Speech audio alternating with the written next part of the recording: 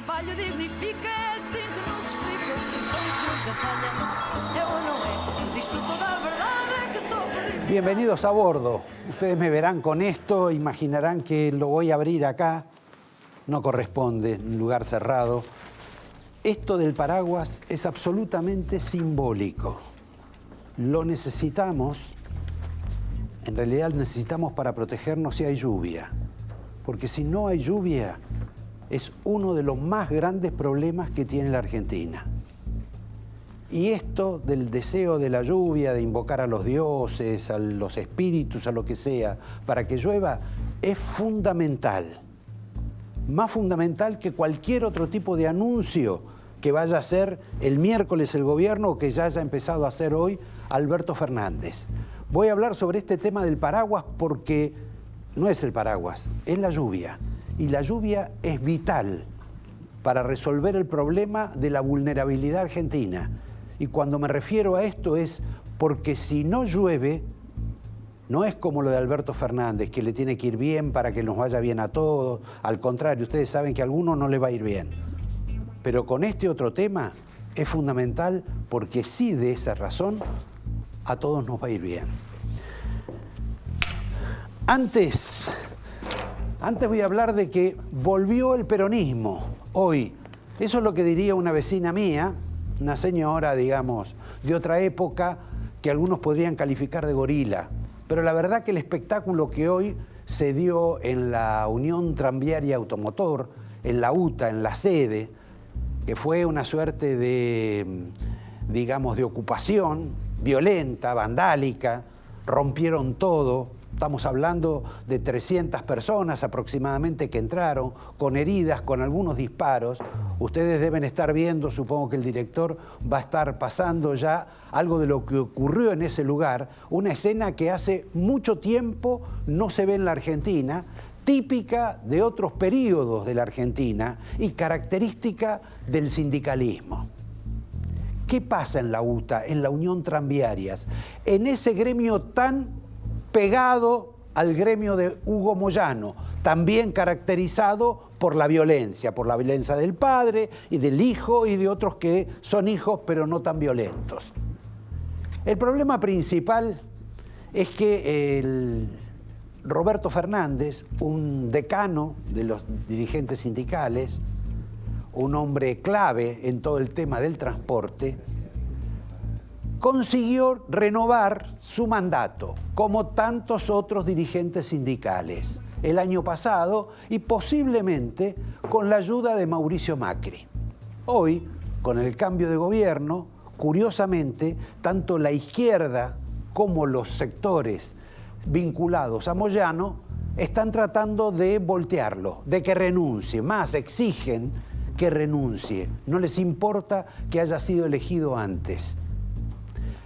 Obviamente, Fernández, que no es ningún angelito, digo, ¿cuántos Fernández hay en la Argentina? Es sorprendente, y todos los Fernández están en el gobierno.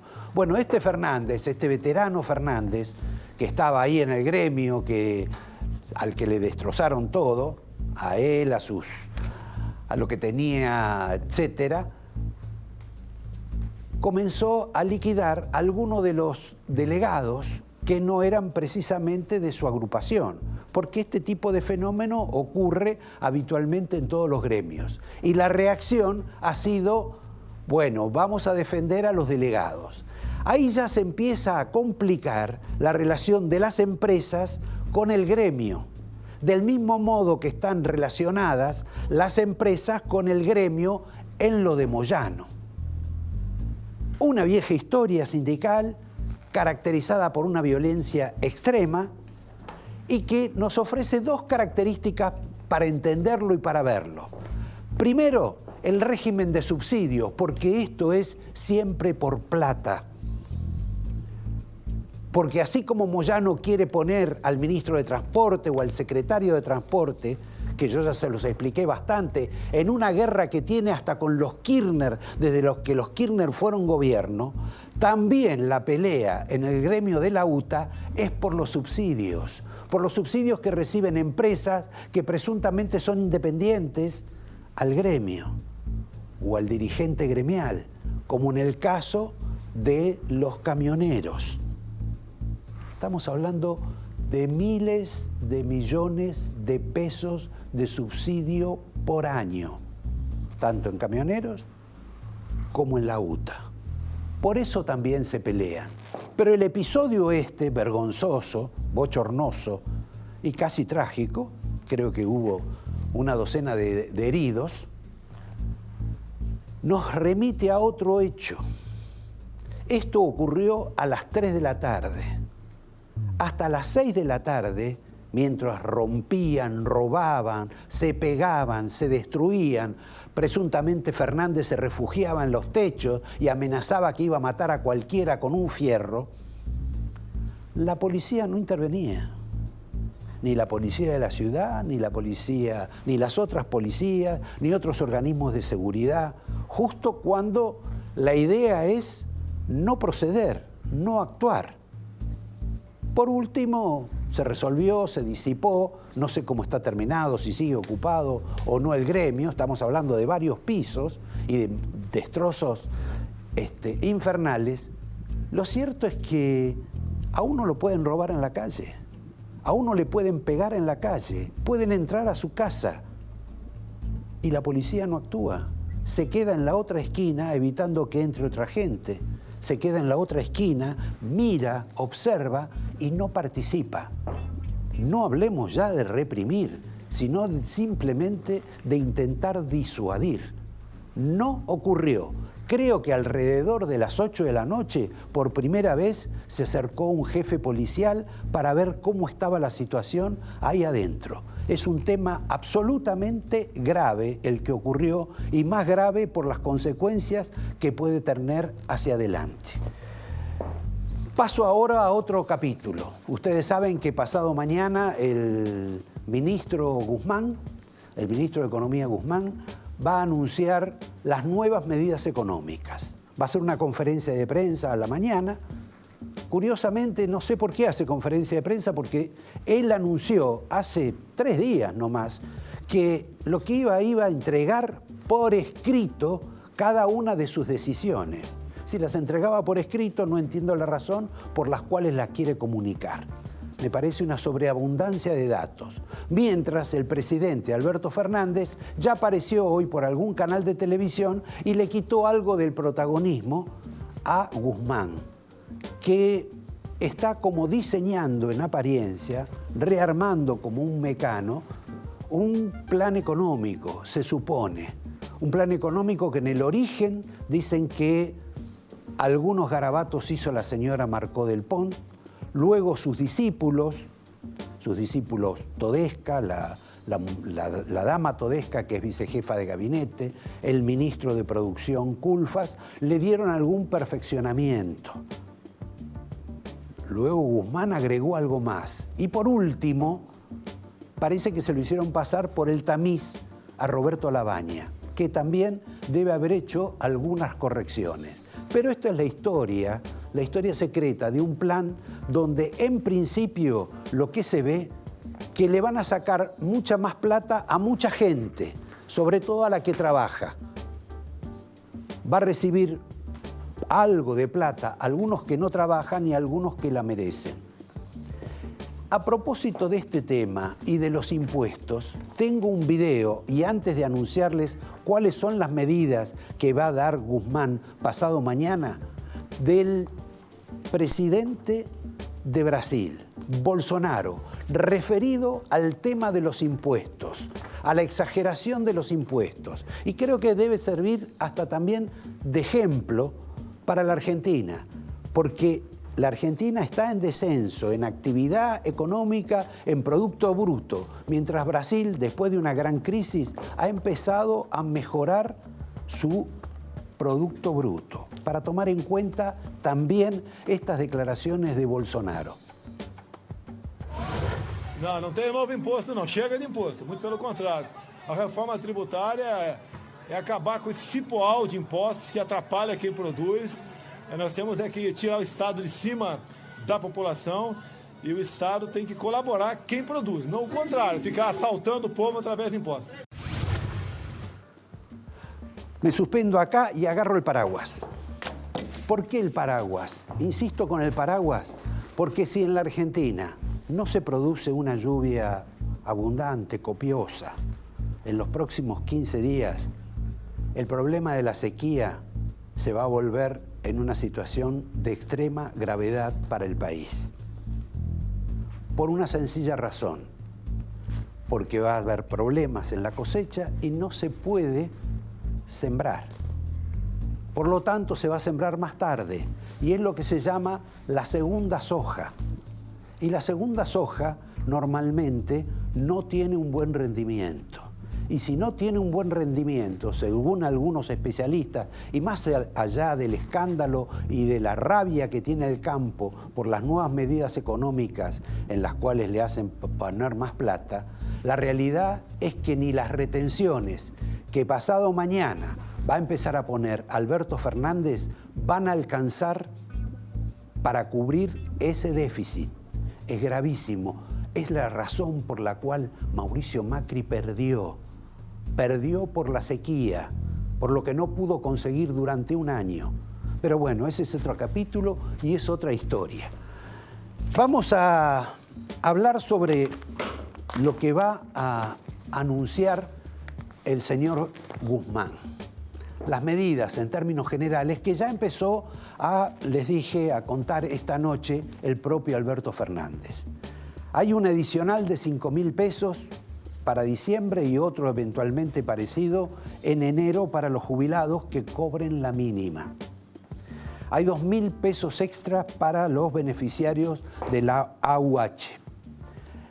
Van a congelar las tarifas y las tarifas se congelan hasta el 30 de junio del año próximo, porque tienen que revisar todos los contratos, etc. Y el propósito también es desdolarizar las tarifas. Creo que el tema de la desdolarización de las tarifas va a ser una cuestión bastante complicada en un rubro en el cual la Argentina quiere tener un rol diferente, que es en el tema del petróleo. Ya hoy Vaca Muerta está en proceso de vaciamiento, de retiro de equipos. Con las nuevas retenciones, también al sector petrolero, se van a ir más equipos. No sé si ese plan que imaginan de establecer un Estado dentro del Estado argentino, que se maneje de otra manera, que tenga sus reglas propias, que ahí sí se pueda dolarizar o sacar dólares y no le toquen la plata a los que invierten, alcance para disimular el problema que la Argentina empieza a tener con Vaca Muerta. Y tal vez no sea, digamos, la salvación que se imaginó muchas veces. Las otras cuestiones es, volver a tener alícuotas de los bienes personales, que unas son de 1,25 y otro de 1,75 para los activos externos. Tenemos el impuesto al retiro efectivo en los bancos, sobre todo los que retiren mucho. Se va a eliminar la renta financiera. Va a haber una suba o una reversión de la baja de los aportes patronales para los servicios. Va a haber una flexibilización del criterio para reestructurar la deuda externa, que sobre esto voy a desarrollar algo a posteriori. Hay una revisión tarifaria para los entes reguladores que está en relación directa con lo que les dije antes del congelamiento de las tarifas hasta mayo del año próximo. Hay una moratoria para las pymes, hay una devolución del IVA de jubilados y para planes sociales de 700 pesos.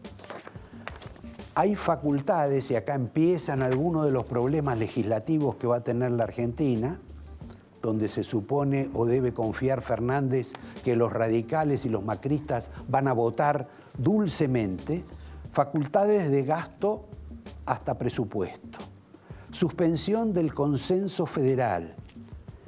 Hay un impuesto al turismo, como ya se sabe, que primero iba a ser de 20%, pero ya están en el 30%. Hay una prórroga de la emergencia sanitaria y una prórroga de la emergencia social. Esto es más o menos en términos generales lo que le va a contar el ministro Guzmán pasado mañana. Quiero señalar dos cuestiones, porque uno de pronto se vuelve un poco crítico en el tema de Fernández. Hay dos actos que yo diría que son de valentía. El primer acto de valentía, y no me puedo acordar cuál era, a menos que me cambien la hoja acá la señorita, no me acuerdo muy bien, es la designación de un representante, un intermediario, un negociador, casi un funcionario, en el tema de la deuda externa. Alberto Fernández designó a Daniel Marx. Daniel Marx debe ser el emblema que odia todo el cristinismo y gran parte del peronismo. Es considerado una bestia negra del liberalismo. Un hombre que además debe mantener a sus clientes sin dejar de representar o ayudar en la representación de la negociación de la deuda argentina. No solo a sus clientes locales, sino a sus clientes extranjeros. Es también la persona que fue sugerida por el JP Morgan y dos fondos de los Estados Unidos para que sea justamente alguien que facilite la negociación. Por toda esa desventaja política que tiene Daniel Marx, y contra eso, Alberto Fernández tuvo el coraje de designarlo. Y tuvo una relación importante. No procedió, como hizo con el gabinete, para designar amigos, sino para designar a alguien que del tema es conocedor. El otro acto de valentía, a mi juicio, también tiene que ver con el ministro de Economía, el señor Guzmán. ¿Qué ha hecho Guzmán? Guzmán simplemente dijo: yo no voy a convalidar esto de que se puede emitir y emitir locamente y alegremente sin generar inflación.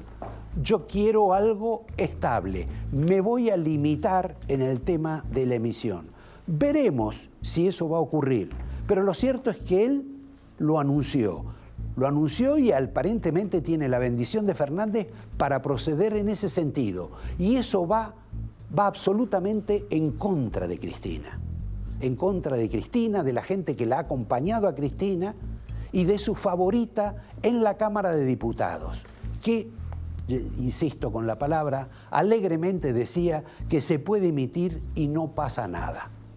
Ahora, en cuanto a Cristina vamos casi sin comentarios a pedirle un video al director que tiene relación con una de las medidas que ya se conocen y que se va a aplicar, que es la doble indemnización para los despidos. Le pido, director, que por favor me pase este video de Cristina, que tiene 2 o 3, algo más de 3 años, y que está en relación directa y en contra de la decisión que ha tomado Alberto Fernández sin consultar con nadie en apariencia y no se sabe respondiendo a qué tipo de interés. Por favor, el video de Cristina. En marzo, más o menos, en febrero, me vino a ver la Confederación General del Trabajo con todo su plana directiva para pedir que sacáramos leyes donde se impidiera el despido o se volviera a la doble indemnización o triple indemnización. Yo les dije que no iba a tomar ninguna de esas medidas, que objetiva y discursivamente sonaban muy bien, que iba a estar toda la sociedad de acuerdo, pero que iban a tener efectos totalmente opuestos a los objetivos que perseguíamos. ¿Qué dije entonces? No voy a sacar ninguna norma que lo único que va a hacer asustar al capital, que es lo más asustadizo que hay. Yo no sé si Fernández en aquella época estaba en contra o a favor de Cristina, porque como ustedes se acuerdan, un día era sube y un día es baja. Pero la verdad que debe haber tomado en cuenta esta observación hecha por ella, del mismo modo que algunos de sus colaboradores debieron haber atendido la opinión de un especialista como Juan Luis Burr.